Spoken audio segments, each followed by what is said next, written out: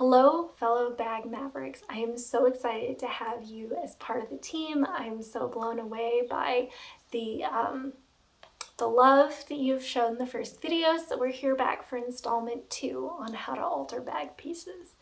So today we're going to be talking about curved pieces in specific. I'm going to be teaching you how to draft your own, and those principles will help you then alter pieces made by other designers. So I'm going to be using the example of a curved side panel piece, but the techniques that you learn will also be applicable to round bottom bags and other curved shapes in bag making.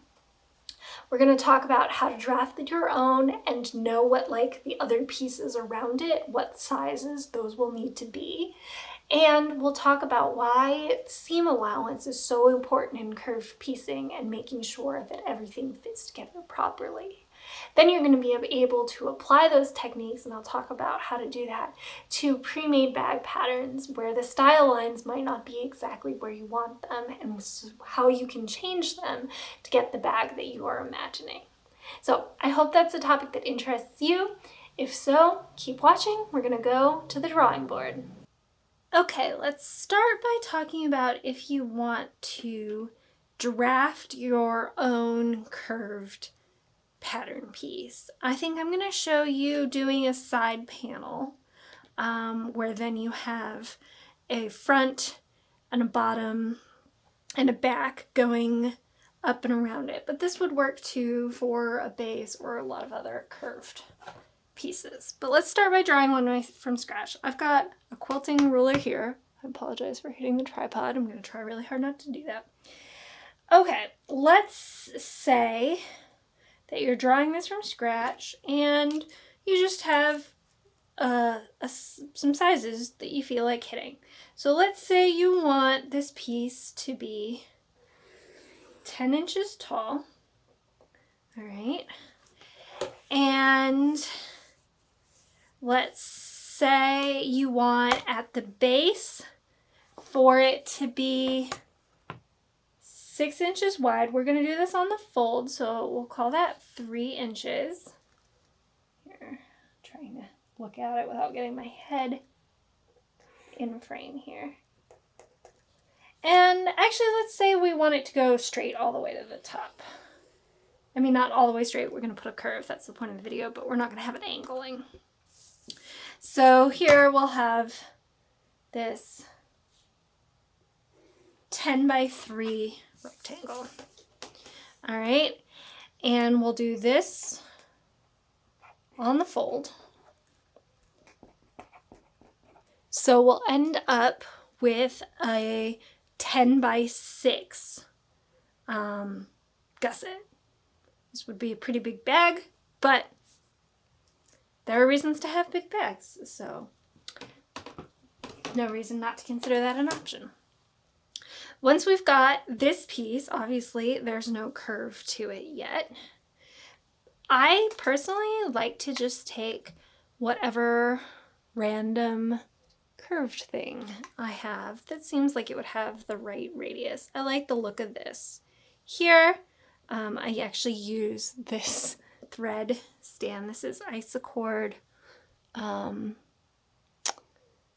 thread. This is what I use for a lot of bag making. It's technically embroidery thread, but I find it to be quite strong and I like it. And it comes in a ton of colors, and my local quilt store sells a ton of colors, so I can go and match exactly the color I want in person, which I like.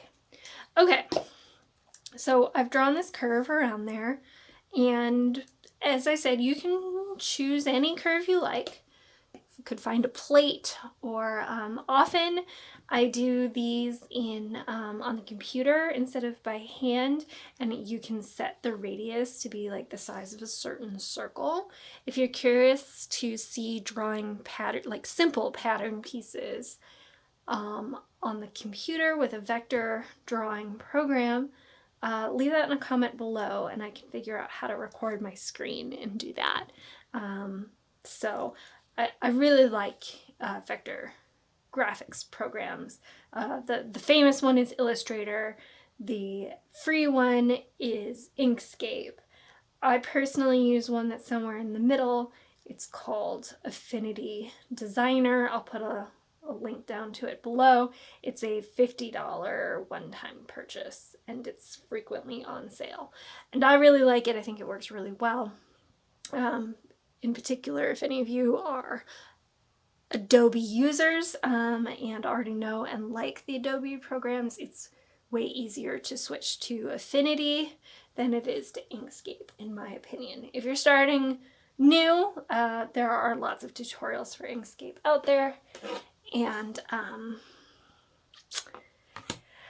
those are really good. Okay, so now we've got this pattern piece. We know that it's now 10 by 6. Am I writing big enough for you to see that? I'll write a little bigger. It's now 10 by 6 with this curve, but we don't know exactly how big we need the other pieces to be, the front, the back, the bottom.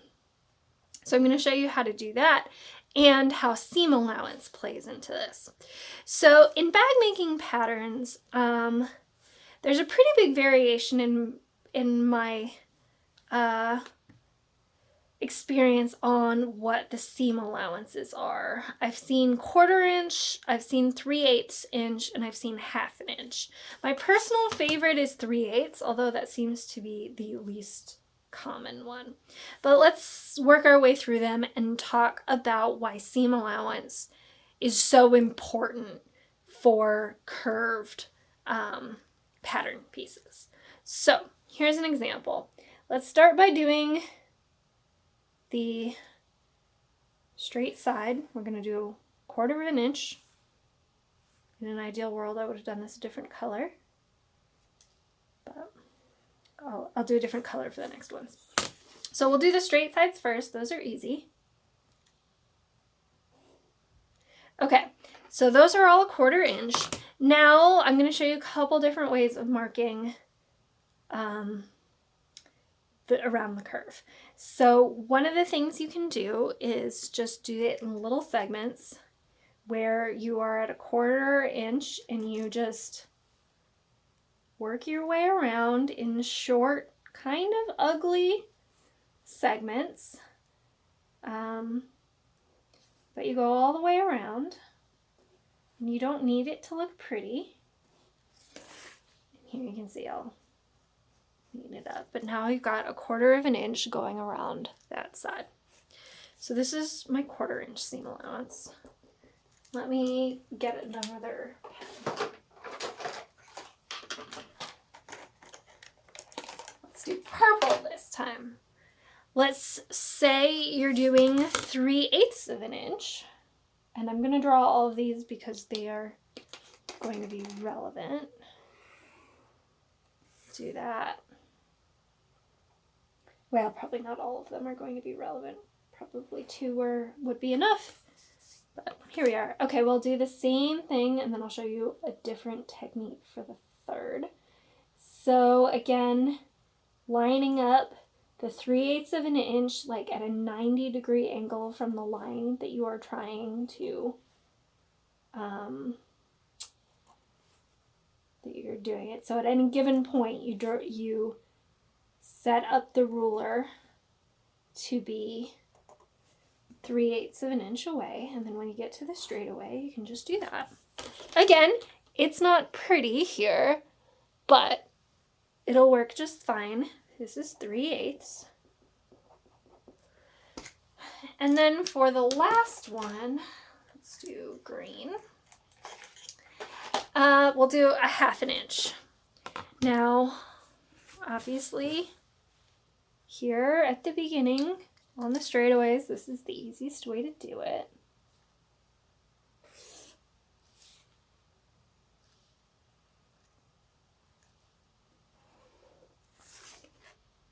And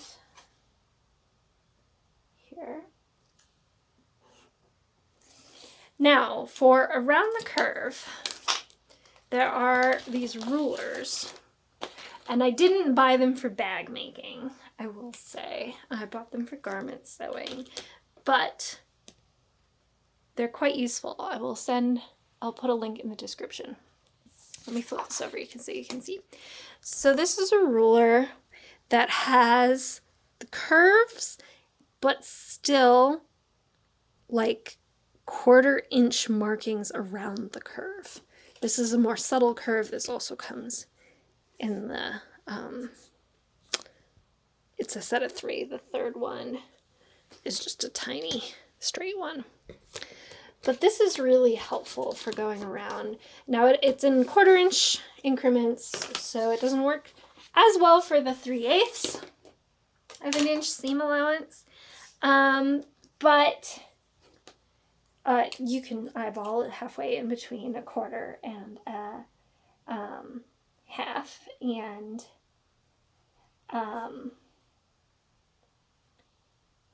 that'll work too. So this curve isn't going to line up perfectly all the way around the circle. So we're going to still have to kind of,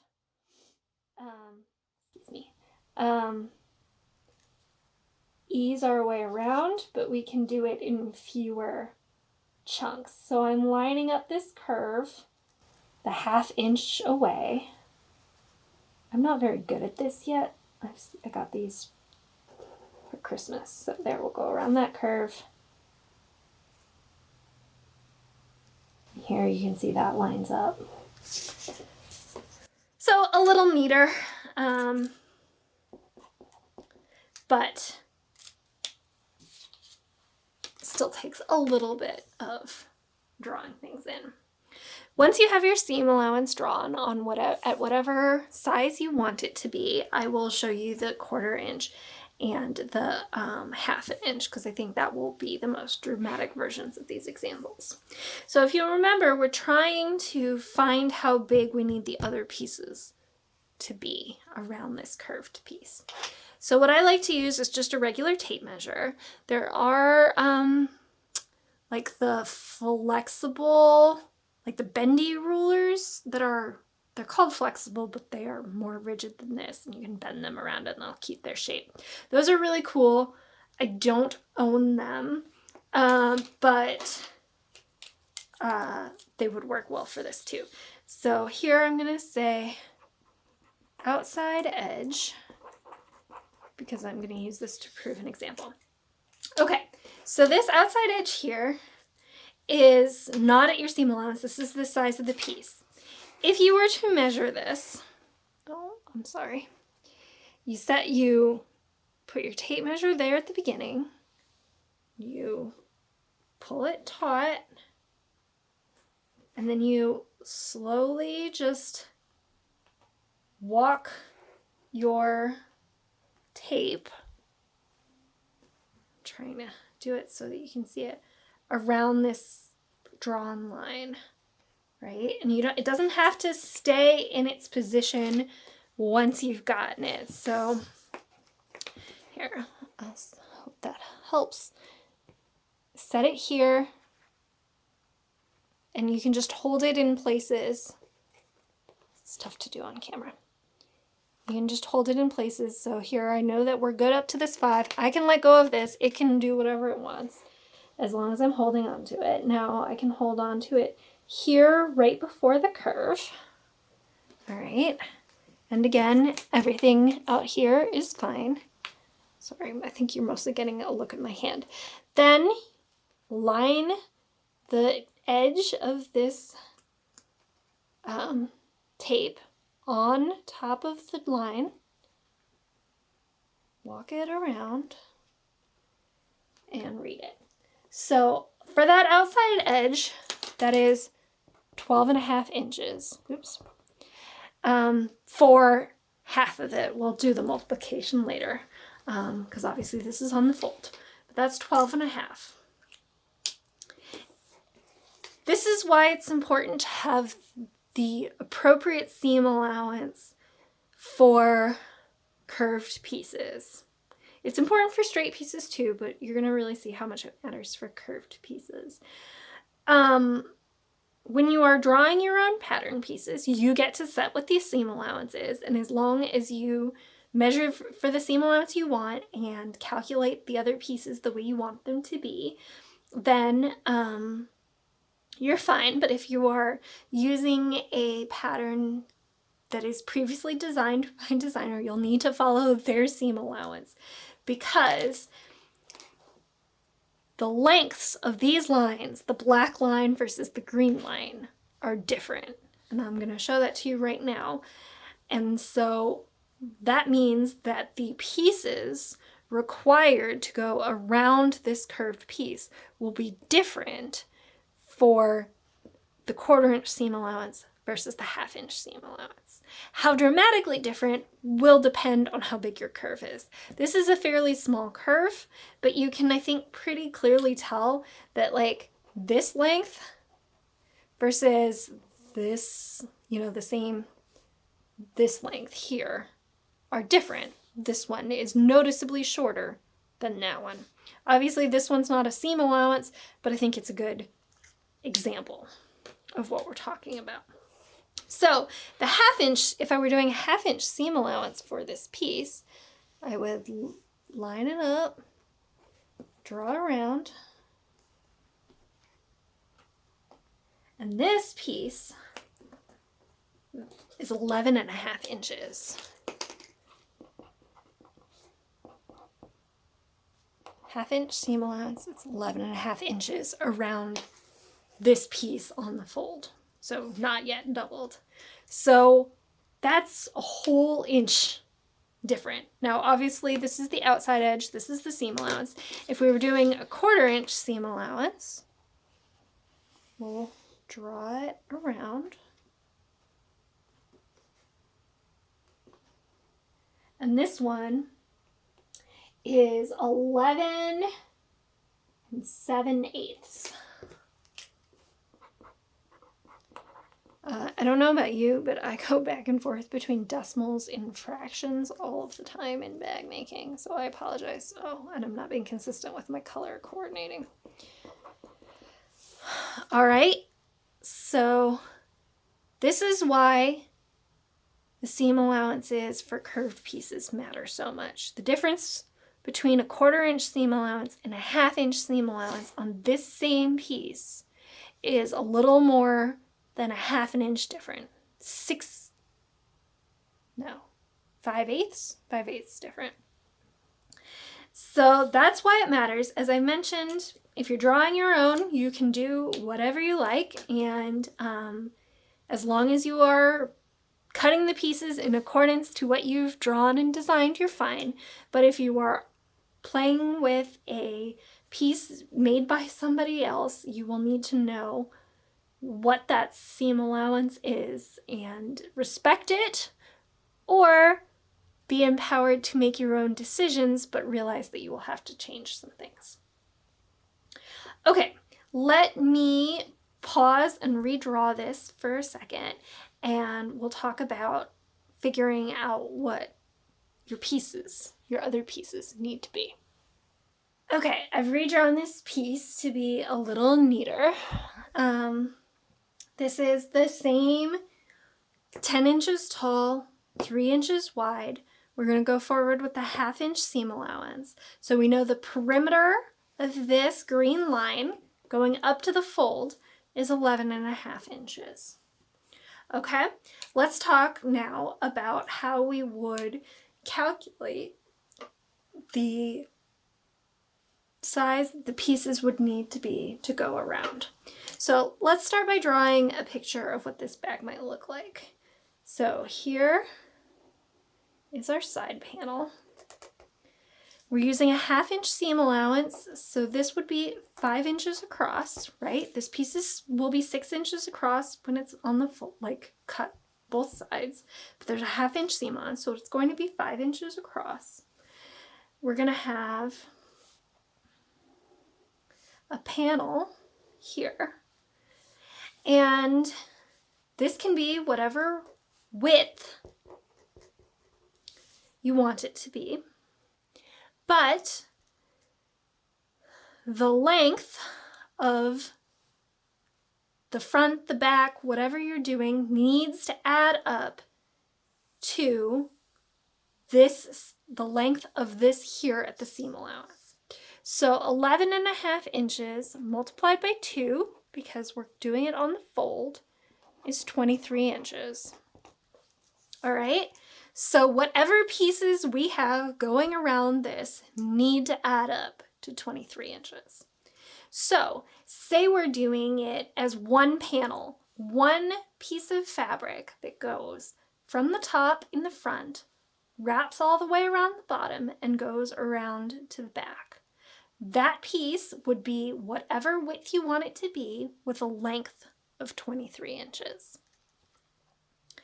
If, however, you want it to have a separate front and back, maybe with just one seam here, those two pieces will have to add up to 23 inches, and you'll want to make sure you include a seam allowance. Or you could do a back, a bottom, and a front, which is what I'm going to talk about here. So as long as all the pieces add up to 23 inches and you have remembered to include seam allowance, that's a finished measurement, then you will be fine. So let's talk about an example. That's not what I wanted to draw. Here, so this is our side panel.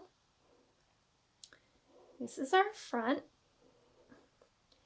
And let's say we want a detail where the bottom actually comes up and shows through on the front and on the back of the bag.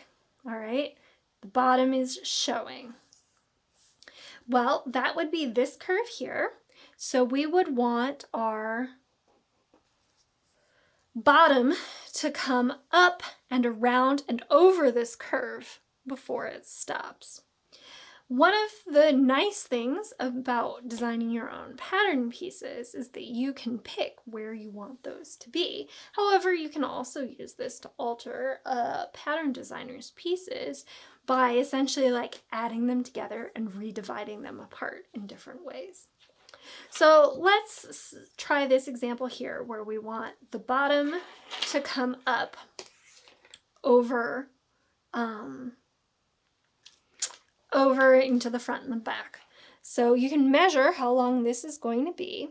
One of the perks of drawing it up myself is this, place I've currently drawn this is 7 and 1, 2, 3, 4, 5. I don't know. It's not a nice number. Let's do 8 instead. We like 8 better. We can do that. It's not going to make a huge difference. Or, if you prefer, you can put it further up. These are up to you. Those are one of the perks. So let's say we make this 8 inches. All right, here. This is going to be 8 inches tall. That means that this here on your finished bag would be 8 inches tall. And we need to figure out what the perimeter on this bottom piece here is. So we'll measure it around, and it's 3.5. I actually prefer to do this by math. We know we have an 11.5 inch piece. We know we want the other one to be 8. We can subtract and we get 3.5. I find that to be more reliable because it is easier to measure one big unbroken piece than it is to measure multiple smaller pieces. It's very easy to not have this lined up in quite the right place and to get, 3 7/16 or something. So I actually prefer to do it by subtraction rather than by measurement, but it's nice to confirm that you're doing your math right with the measurement. Okay, so that's the size of those pieces. Now, we need to remember seam allowances. So right now, 8 and 3.5 do add up to 11.5. However, we need seam allowances on both pieces in order to get this to add up correctly. So our seam allowance for this pattern we've decided is 1/2 inch. So we can add a 1/2 inch to that top piece, and this top piece will be 8.5 inches. For the bottom piece, what you can do is, again, add a 1/2 inch here for that, and that will equal 4 inches. If you prefer to think about it a different way, the other way you can do this bottom piece that might make more sense to you is you can do 3.5, which is this, times 2, because it's going around over the fold. That's 7 inches. Then we're going to need to add our 1/2 inch seam allowance twice, once on this side, once on that side, and 8 inches. Both will work as long as you're remembering to do it the same way for both sides. Now, if we add these up, we're going to get 8.5 plus 4 is 12.5, which is bigger than our 11.5 by the seam allowance multiplied by the number of pieces. Just as a sanity check, if that helps anybody. So for this bag piece, we would cut, our pieces would be this 10 by 6 piece with the curve that we originally drew. Then we would have whatever width we'd want for this piece by 8.5, and we'd need that to be 2, a front and a back.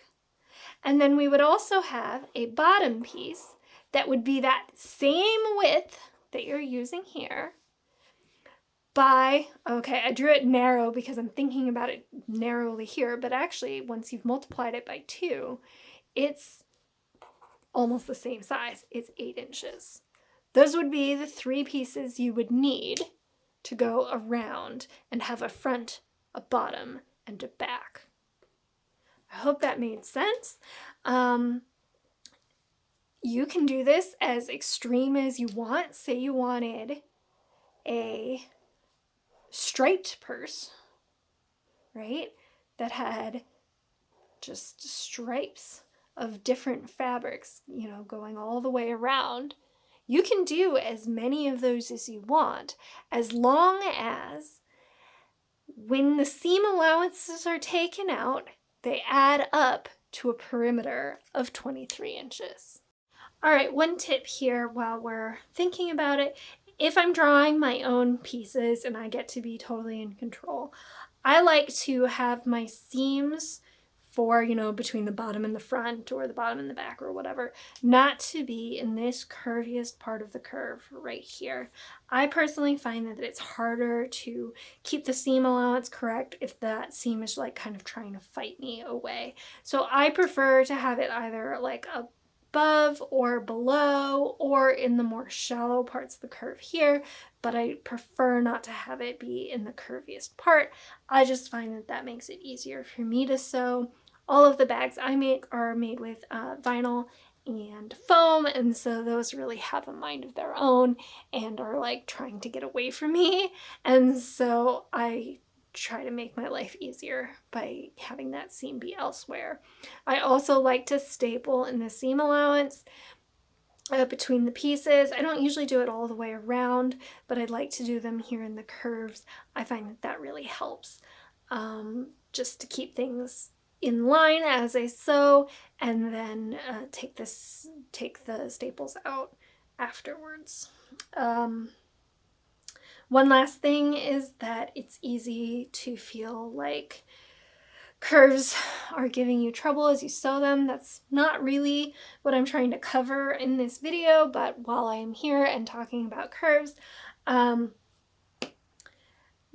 important thing to remember as you are sewing is that the only thing that's important is what is happening right where your needle is, right in front of your needle, and only on the seam allowance. So often going around curves, there will be parts that are kind of like splayed, and there are parts that are like crumpled and folded and pleated, and none of that matters as long as it's not happening right where you are trying to sew in, you know, the next, I don't know, 1/4 to 1/2 inch, pretty much. All of the rest of the stuff doesn't matter. You just want what is right in front of your needle to be neat and not pleated, and the seam allowance is aligned, and whatever is going on elsewhere, you will deal with that when you get there, but you will probably have like twisted and turned and whatever your piece a lot more times before you get there. So don't worry about it. Just worry about what's right in front of your needle and only on the seam allowance line that you are sewing on. Okay, this video for the most part has been a lot about drawing your own pieces and not so much about hacking pre-made patterns because I found that was the easiest way to explain the principles, but now it's easy to apply those principles to a pre-made bag. So if you are given a pattern piece and you don't like where the seam lines are, you can easily move them by finding what the seam perimeter is, in this one it was 11.5 inches, but for whatever that is, and doing the same process to move the style lines to the places that you want them to. So I think if you understand these principles, you will be able to draw your own if you like, but also to hack all kinds of pre-made pattern pieces. So for example, say the pattern was for this bag here, where it is one solid piece in the front, the bottom, and the back. Now with these principles, you've learned how you can divide that piece and get a different look. Or alternatively, you could, if the original pattern piece was divided, you can figure out what length they need to be to have all one piece that wraps around. So I hope that is really helpful, that you can figure out how to adjust all kinds of curved pieces to exactly what you want, and that you go forth and sew all kinds of fun and innovative bags. So if this helped you out, please let me know. I would love to hear from you. It's so exciting to have all of you new bag mavericks here joining me. It's been really encouraging this week, and I really appreciate it. So if you aren't subscribed and would like to be, we'd love to have you. Go ahead and hit the subscribe button, and the little bell that's next to it will help you know when I release new videos. I don't have a set schedule at this point, so that might help you remember that I have things going on if you're interested in what the next videos might be. And if you would hit the thumbs up or leave a comment below, those both really help me out a lot, and I would really appreciate it. So have fun, bag mavericks. Go forth and alter patterns. Bye.